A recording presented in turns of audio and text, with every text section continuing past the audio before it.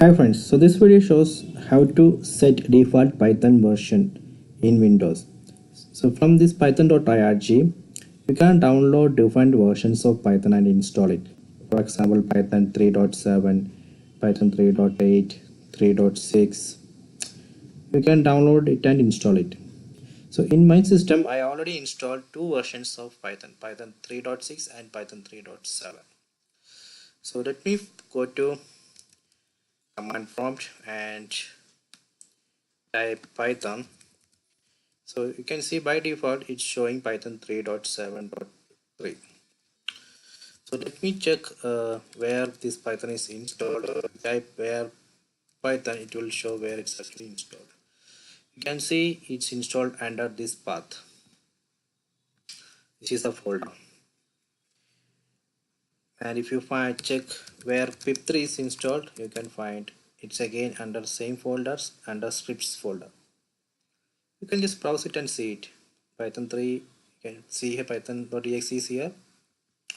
So pip3.exe is here. Okay. So next I am going to set Python. Right now Python 3.7 is the default one. I am going to set Python 3.6 as the default Python. So for that, just type here environment and open this edit system environment variables. Click on that. Then click on environment variables. Then click on path, edit, and here you can see the path. So we need to change the path, this path to Python 36. And again here we need to change because we need to change the path of pip3. Okay, change these two paths. Then okay. After that, close the command prompt, open it again, then type Python. You can see it has printed Python 3.6. Now we have successfully set Python 3.6 as the default Python. Quit.